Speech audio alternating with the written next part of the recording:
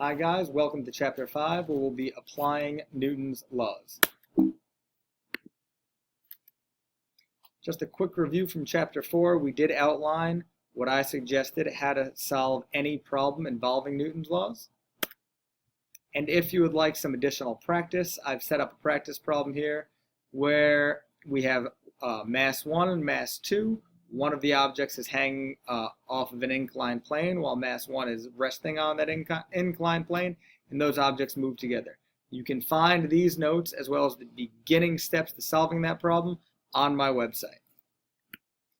For this lecture, however, we're going to be focusing primarily on friction and circular motion.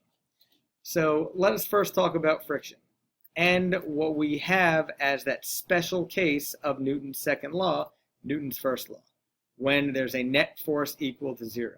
Now we know that if I have an object sitting at rest and I have an applied force to that object, if that net force is equal to 0, there must be an equal and opposite force acting on that, so my forces cancel out. This is where we have friction come into play. Now in reality, we have two possibilities for this. We have, by definition, an object that is not accelerating. An object not accelerating could mean moving at constant velocity or or at rest. What we do know is that body is in equilibrium. We're going to first talk about a body at rest or a static frictional force. Now, whichever force we're talking about, whether it's static friction, which I have as F sub S, or kinetic friction as F sub K, that frictional force always acts parallel to the surface that that body is on and is always acting in the opposite direction of motion. So here let us look at these first two examples. The first example I have in this top left corner is an object sitting on a flat level plane with an applied force, as you can see to the right. Now my force diagram, my vector for applied force, is equal and opposite to that of the frictional force. So this tells us two things. Again, this tells us that my object 100% has an acceleration of 0, which means it has a net force of 0 newtons. That means my object is either at rest or moving at some constant velocity. Since I'm telling you that we're talking about a static frictional force, we know that object is at rest. So the reason why this friction equation, we have Fs, static friction, but then I have this max here, is equal to mu sub s times n. Mu sub s is the coefficient of static friction. The coefficient of friction is a unitless number, and those numbers are, that changes rather, depending on every object we have. For example, your sneaker on the floor has a different coefficient of friction than, say, your sock on the floor. Now this max part is where it gets a little bit tricky. Let's go back to that first example. You have a very large, massive object with a lot of inertia sitting at rest on a floor. You come along and start pushing on that object. That object remains at rest. Your force, let's say a 5 Newton force, is equal and opposite to that of the frictional force that's holding it back, 5 newtons. As I increase that frictional force, if I increase my applied force, the frictional force is going to continue to increase.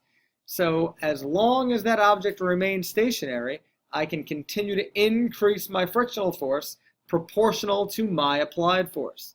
So here, if my applied force gets bigger, my frictional force, Fs, would get bigger until you get to this maximum point, which is our maximum frictional or our maximum static frictional force. Once we reach that point, that object starts to move. We're going to get to that momentarily.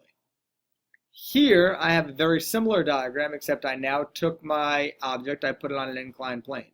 My applied force is now actually the force due to gravity. And here, you see I have a vector, or a component vector, that is mg sine theta. This is my parallel component of gravity, or gravity trying to pull that object down the incline. The force that's keeping it there is my frictional force. This might be a little counterintuitive because my frictional force is pointing up the incline or keeping that object at rest. Once those objects start to move, however, we now have kinetic friction. My formula looks pretty much exactly the same, except I lost that max word because kinetic friction doesn't have a maximum value. Once the object is moving, it's moving under kinetic friction, or kinetic frictional force is resisting that motion. Kinetic friction and the coefficient of kinetic friction are always smaller than their static frictional components. Now, when you look at this free body diagram, you may think, is that right? Because my forces, Newton's third law, has to be equal and opposite.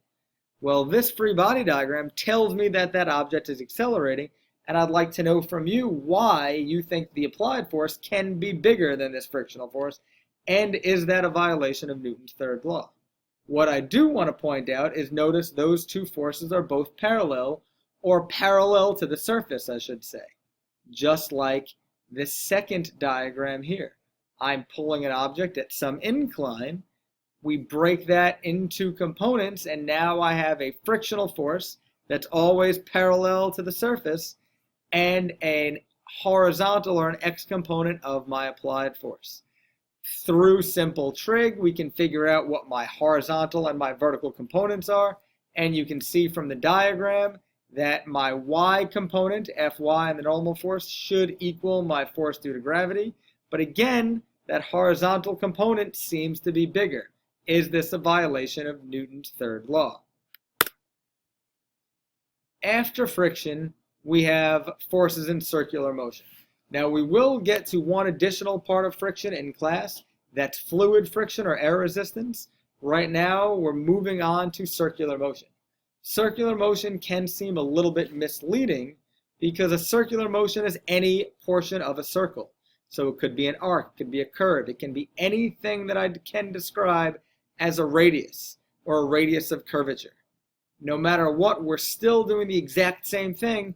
We're applying Newton's second law. F net equals ma.